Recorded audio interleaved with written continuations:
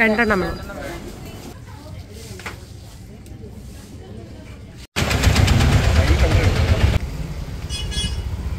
എന്തൊരു വെയിലടി.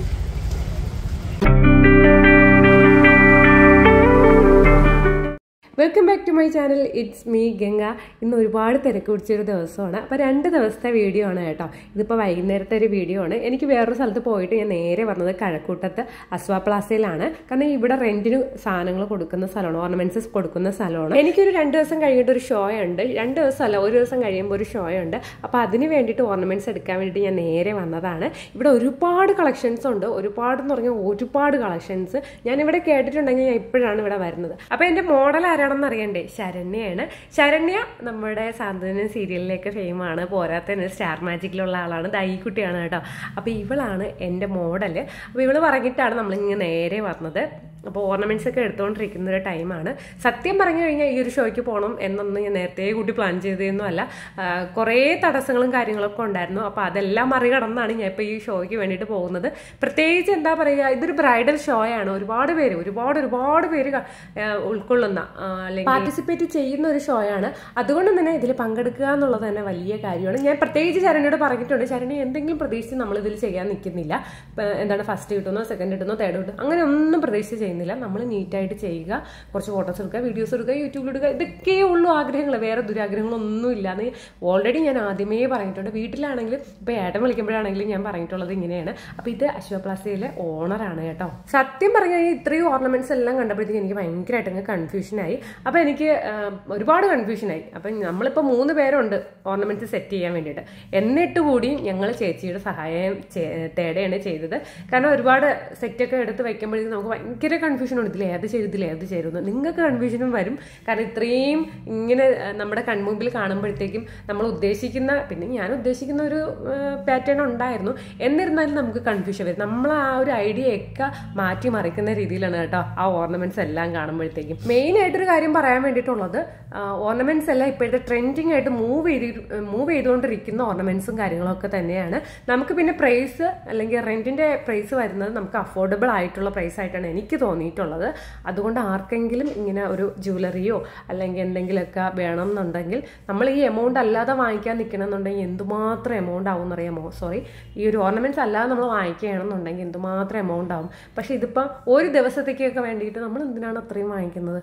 പിന്നെ നമ്മളങ്ങനെ സാധനങ്ങളൊക്കെ പർച്ചേസ് ചെയ്തു, അതായത് സെലക്ട് ചെയ്തു. അസ്വാ പ്ലാസയുടെ ഒക്കെ കവറിലൊക്കെയാണ് നമ്മൾ സെറ്റ് ചെയ്ത് തന്നത് കേട്ടോ. എല്ലാം ഒരു പ്രൊഫഷണൽ ലുക്കിൽ തന്നെയാണ് ചേച്ചി ചെയ്യുന്നത്.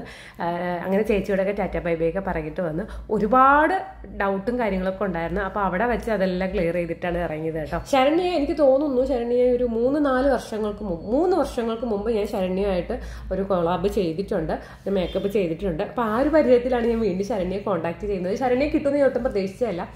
ഒരു നൈറ്റിൽ ഞാൻ എപ്പോഴോ ഒന്ന് മെസ്സേജ് അയച്ചപ്പോഴത്തേക്ക് ശരണ്യ എനിക്ക് തിരിച്ച് റെസ്പോണ്ട് ചെയ്തതാണ്. ശരണ്യ എപ്പോഴും തിരക്കുള്ള ഒരു വ്യക്തിയാണ്. അപ്പോൾ ഫോണ് പോലും സമയത്തിന് എടുക്കത്തില്ല കേട്ടോ, ഓരോ ഷൂട്ടും കാര്യങ്ങളൊക്കെ വരുമ്പോഴത്തേക്കും. അങ്ങനെ പിന്നെ എനിക്ക് റെസ്പോണ്ട് ചെയ്യുകയും ഈ പറയും പോലെ എന്താണ് എല്ലാം ചടപടയെന്നും പറഞ്ഞായിരുന്നു. ഞാൻ ഒരു ഷോയ്ക്ക് പോകണമെന്ന് വിചാരിച്ചിരുന്നതേ അല്ല കേട്ടോ. അങ്ങനെ അവിടെ നിന്ന് എല്ലാം പർച്ചേസ് ചെയ്ത് ഇറങ്ങിയപ്പോഴാണ് നേരെ ഇത്രയും ഇരുട്ടിയെന്ന് മനസ്സിലായത്. അത്രയും ടാൻ അടിച്ചിട്ട് നാളെ ഹോംലി ബ്യൂട്ടി കെയർ ആണ്.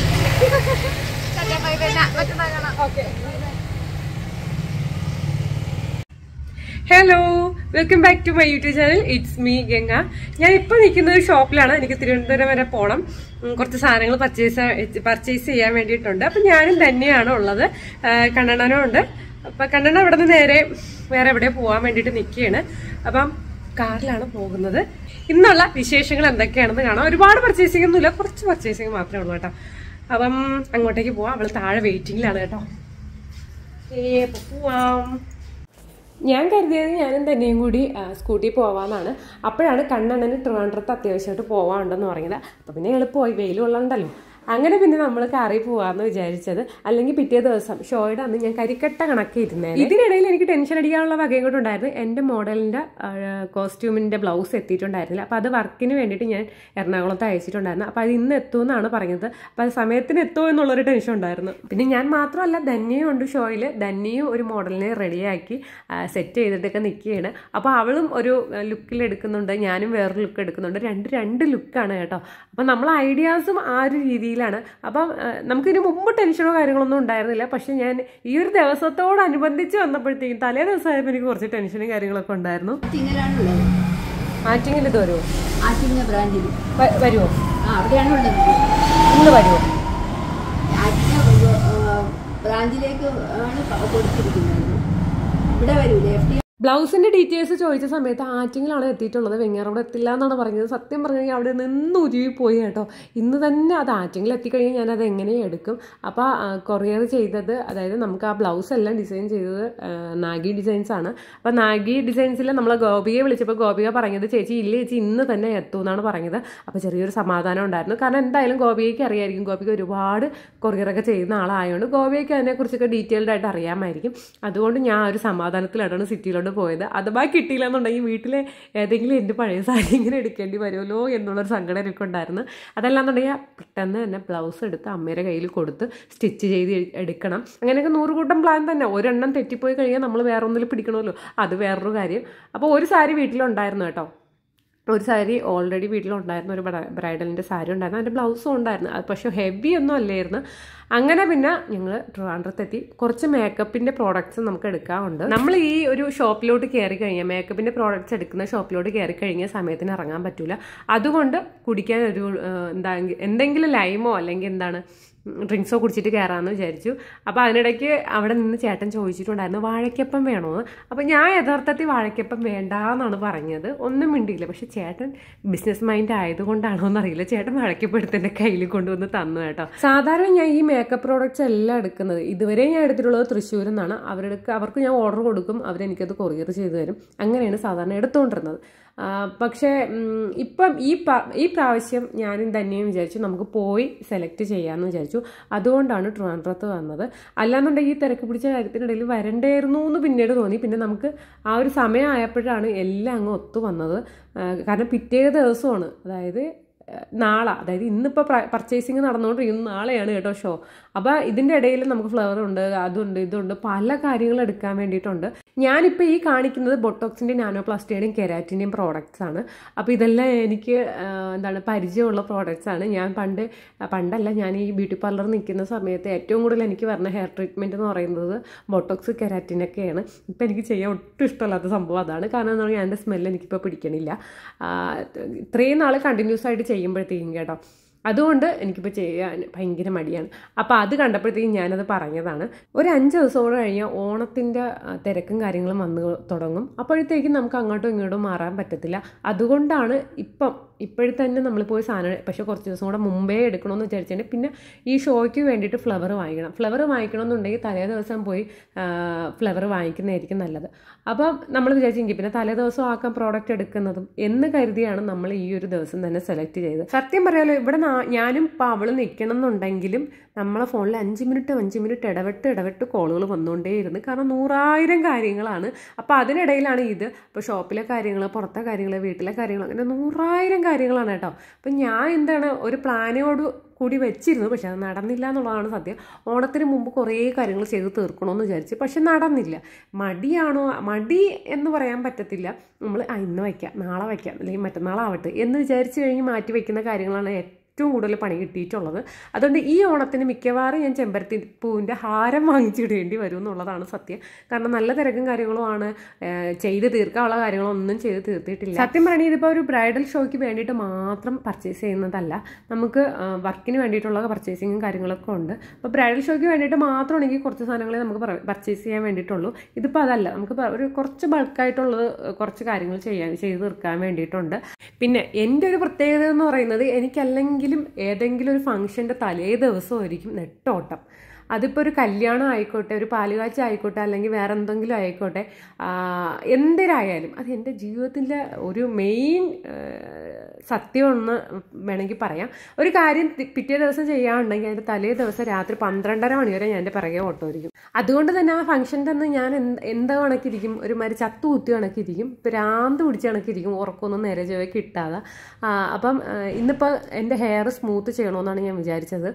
അതായത് ഈ പർച്ചേസിങ് കാര്യങ്ങളൊക്കെ കഴിഞ്ഞിട്ട് ധന്യയുടെ അടുത്ത് പോയി ഞാനും ധന്യയും കൂടി ധന്യയുടെ പാർലറിൽ ഇറങ്ങിയിട്ട് അവിടെ നിന്ന് ഹെയർ സ്മൂത്ത് ചെയ്യണമെന്ന് വിചാരിച്ചു.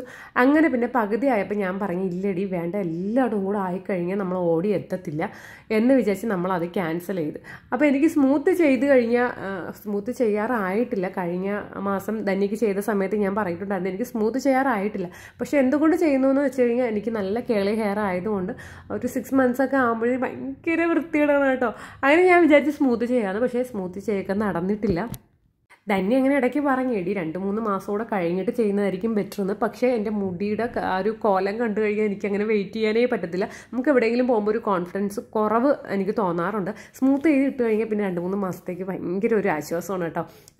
ജസ്റ്റ് ഒരു പൊട്ടും, ഐടെക്സിൻ്റെ ബ്ലാക്ക് കളർ പൊട്ടും, ഒന്ന് ലിപ്പ് ലൈൻ ചെയ്യുക അല്ലെങ്കിൽ ലിപ്സ്റ്റിക്ക് ഇടുക മാത്രം മതി. അതല്ലാന്നുണ്ടെങ്കിൽ ഞാൻ എന്തൊക്കെ ഇനി എൻ്റെ മുഖത്ത് വേലത്തരങ്ങൾ കാണിച്ചു കൂട്ടിയാലും എനിക്കതൊരു കോൺഫിഡൻസ് ഇല്ലാത്ത കണക്ക് എനിക്ക് തോന്നാറുണ്ട്.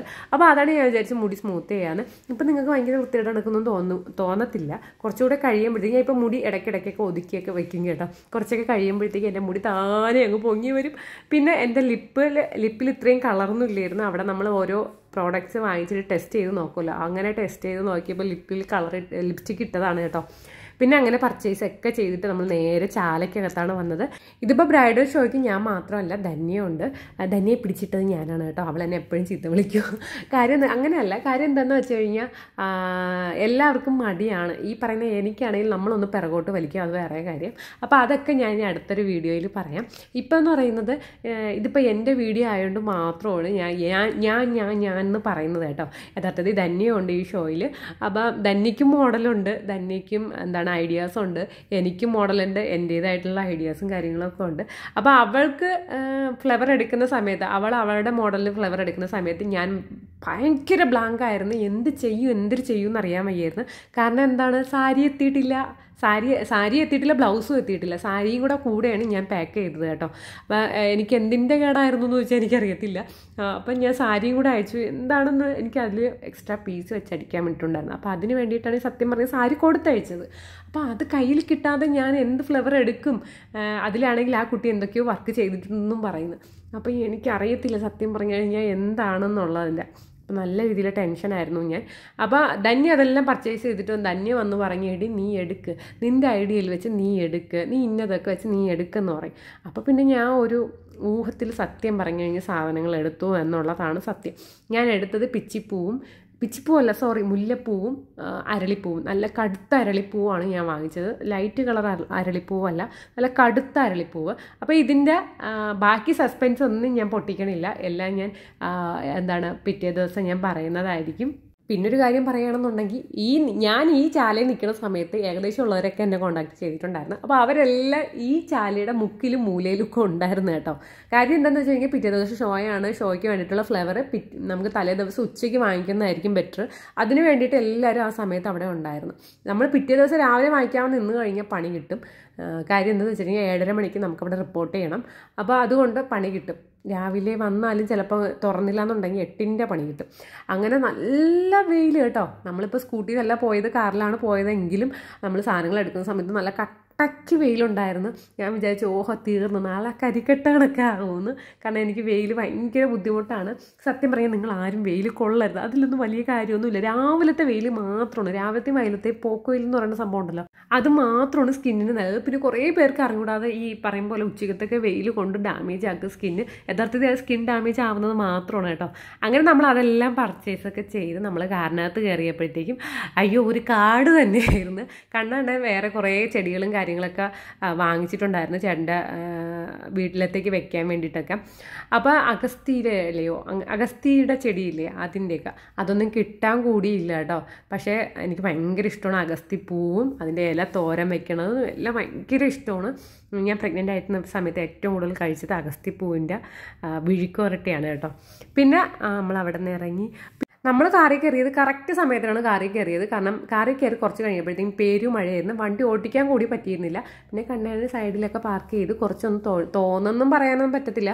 പിന്നെയും മഴ പെയ്യുന്നുണ്ടായിരുന്നു. ഒന്ന് റിസ്ക് എടുത്തൊക്കെയാണ് കേട്ടോ നമ്മൾ പിന്നെ വീടെത്തിയത്. അപ്പോൾ ഇത് നേരെ നേരെ പാർലറിൽ പോകുമെന്നാണ് വിചാരിച്ചത്. പിന്നെ ഞാൻ അവിടെ വെച്ച് പ്ലാൻ മാറ്റി, വേണ്ടടി ഇന്ന് എനിക്ക് സ്മൂത്ത് ചെയ്യേണ്ടെന്ന് പറഞ്ഞ് പിന്നെ അത് ക്യാൻസലാക്കി കേട്ടോ. അങ്ങനെ ഞാൻ നേരെ വീട്ടിലെത്തി, പൂ കൊണ്ടുവന്ന് നേരെ അമ്മയുടെ കയ്യിലും കൊടുത്തു. മോനിടം കിടന്ന് ഉറങ്ങുന്നുണ്ടായിരുന്നു. അപ്പോൾ ഇനി ബാക്കിയുള്ള ഷോയുടെ വിശേഷങ്ങളും കാര്യങ്ങളും ഉണ്ട്. അപ്പോൾ അതെല്ലാം നിങ്ങൾക്ക് അറിയണ്ടേ, അത് അടുത്തൊരു വീഡിയോ ആയിട്ട് ഞാൻ ഇടുന്നതായിരിക്കും. അപ്പോൾ ഇന്നത്തേക്ക് ഇത്രയേ ഉള്ളൂ. Bye bye, see U.